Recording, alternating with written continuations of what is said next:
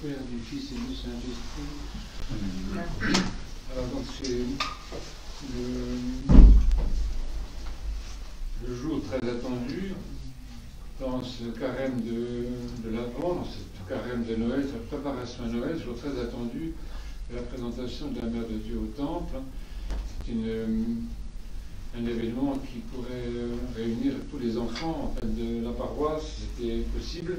Peut-être qu'ils sont connectés quelque part, mais parce que effectivement c'est un événement qui montre la place de l'enfant dans l'Église, et la place de l'enfant, et la place des parents aussi dans l'Église, qui donc, ne laisse pas l'enfant libre à lui-même, mais l'accompagne, le suivent, et ne s'interpose pas. Je crois que c'est très important, ça peut nous servir, d'un point de vue pédagogique, et que les parents ne s'interposent pas entre l'enfant et Dieu, comme on le voit sur l'icône. Il faut vraiment regarder l'icône. Je vous invite à regarder l'icône avec attention, parce que la place des parents par rapport à l'enfant et par rapport à Dieu, par rapport à l'Église, si vous voulez, comme on peut le représenter ici, c'est très justement défini. Donc il y a dans la fête de ce jour, je crois qu'on le dit un peu chaque année, pardon, il y a donc un peu une référence pour la place de l'enfant dans l'Église et pour aussi l'éducation des enfants dans l'Église, la façon dont les parents font ce qu'ils peuvent, disons, pour que leur enfant aille vers Dieu, trouve son propre chemin aussi avec Dieu, et avec beaucoup de respect pour leur enfant, mais en même temps en étant très présent, très attentif, c'est pas, on ne voit pas sur l'icône qu'il démissionne de quoi que ce soit. Et en même temps, donc, le nom de ce jour, je pense que c'est providentiel, coïncide avec la présentation de Brice dans ses livres au rang des catéchumènes. Donc c'est beau que pour vous ce soit le cas. Enfin, vous savez, en fait, il y a beaucoup de choses dans la vie dans l'Église qu'on ne fait pas exprès. Et puis finalement, Dieu arrange les choses de façon à ce qu'elles soient le plus belle possible, le plus significative possible. Donc aujourd'hui, il y a cette entrée de la Vierge au Temple. Donc voilà, vous avez été reçu dans l'église, vous êtes un peu plus âgé qu'elle parce qu'elle en est venue au Temple à l'âge de 3 ans. Bon. Mais donc il n'y a pas d'âge pour faire quelque chose d'intelligent et de sage de sa vie. Et donc ça va rester, je pense, pour vous dans toute votre existence. Vous vous rappellerez que vous avez été reçu dans l'église, êtes entré dans l'église, été présenté en fait à l'église le jour où la Mère de Dieu était elle-même présentée. Donc c'est quelque chose qui devrait ne jamais s'effacer de votre mémoire, ni de la nôtre d'ailleurs, parce qu'on vous regardera toujours. On regardera, c'est le petit qui avait été présenté le jour de la Mère de Dieu. Voilà, donc ça va rester. Et puis un troisième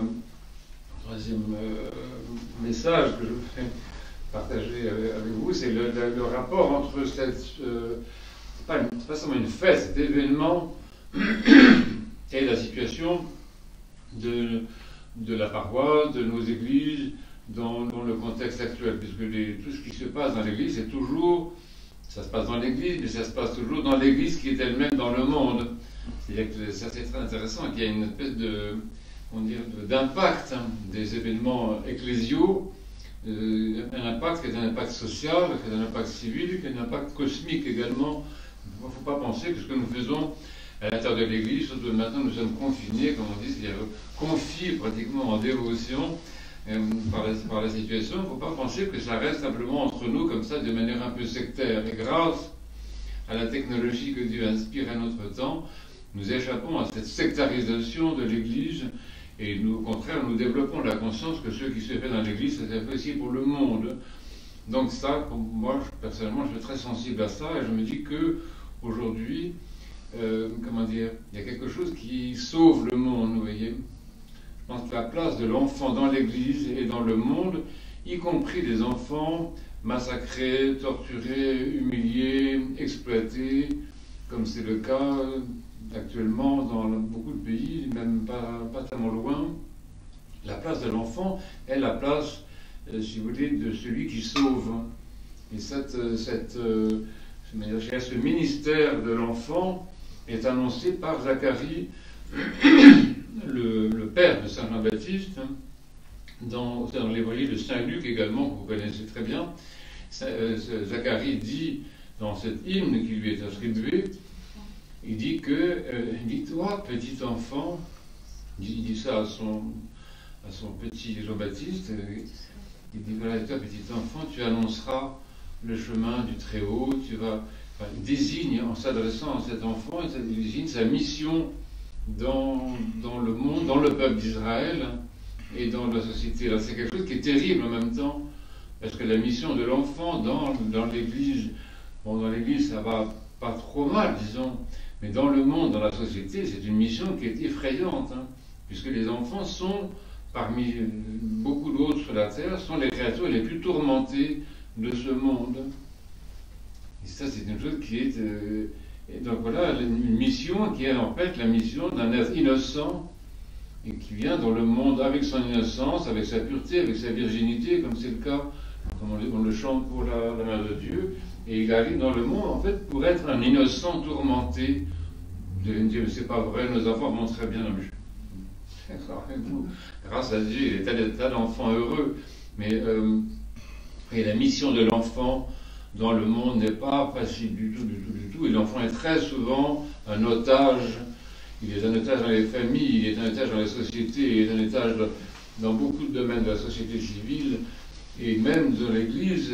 Bon, ça dépend peut-être des paroisses, mais quelquefois l'enfant n'est pas à la place qui lui revient, et souvent quand même tenu à l'écart, sous prétexte qu'il gêne, qu'il dérange. Enfin, il y a vraiment beaucoup de circonstances particulièrement difficiles pour l'enfant, et ça nous révèle en fait que ce qui sauve le monde, c'est justement l'innocence crucifiée.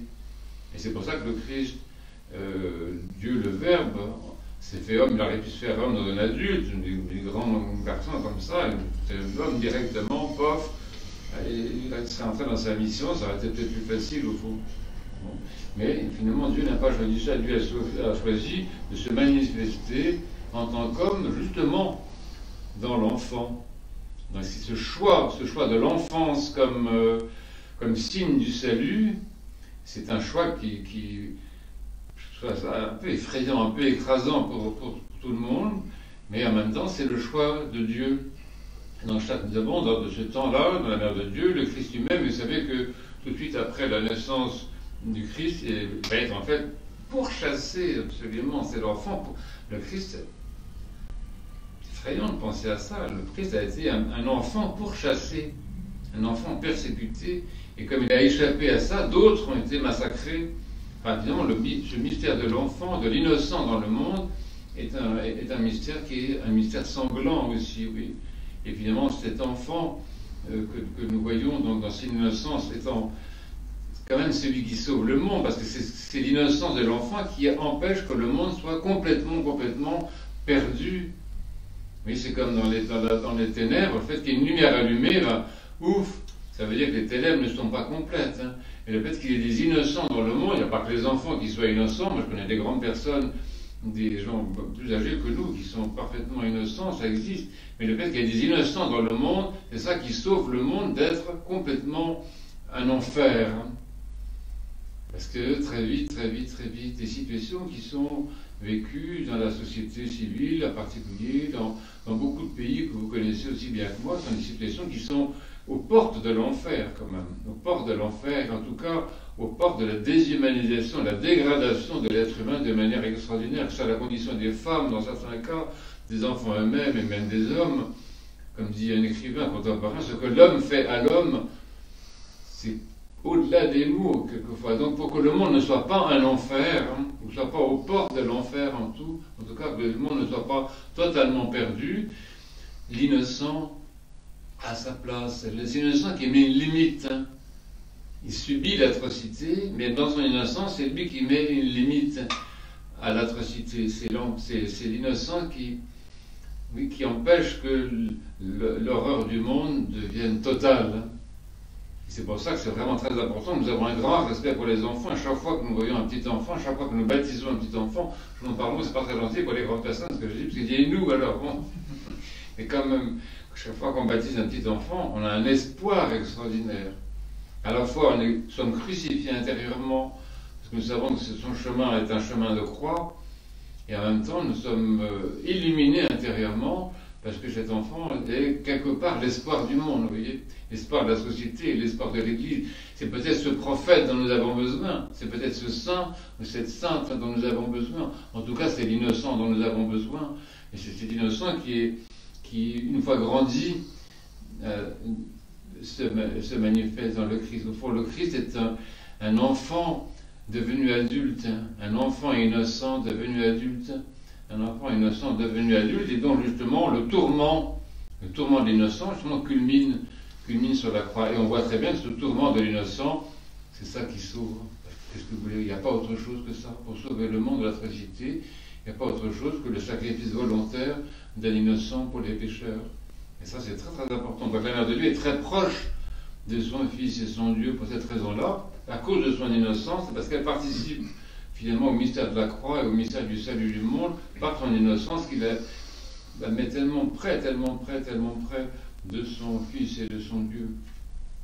C'est un niveau très important. Donc vous voyez, un jour comme aujourd'hui, nous portons dans notre prière liturgique, qui est l'activité la plus élevée à laquelle l'être humain puisse s'adonner, nous portons dans notre prière liturgique, au fond, avec la Mère de Dieu, avec le Christ innocent aussi, avec tous les innocents du monde, tous les enfants innocents du monde, nous portons aussi et le désespoir du monde et l'espoir du monde. L'Église, c'est ça, vous voyez. L'Église est là pour porter le désespoir des uns et l'espoir des autres. Souvent, sont les mêmes, d'ailleurs. Et un jour sur deux, sont désespérés, ou sont tantôt, ou à la fois. Mais voilà, cette façon d'assumer le désespoir de l'humanité, et en même temps l'espoir fou de l'humanité, l'espoir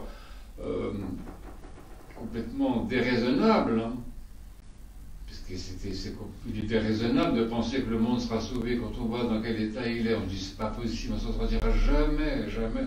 Le paradis c'est pas pour nous, le salut c'est pas pour nous, jamais, jamais, jamais cette humanité ne s'en sortira. Vous voyez. Donc c'est du découragement, c'est du désespoir, et en même temps, voilà, il y a cet espoir extraordinaire qui apparaît avec la présence des innocents, à commencer par la Mère de Dieu. Voilà, donc essayons de porter tout ça dans notre prière et de notre joie aussi, notre louange, parce que nous rendons grâce à Dieu pour la présence comme dit la prière pour l'épidémie, on dit à Dieu, à cause des innocents, des justes et des saints, épargne aussi les pécheurs. Ben oui, c'est ça. Oui, c'est ça, oui. Et donc c'est ça notre prière pour le monde. À Dieu soit la gloire dans les siècles. Amen.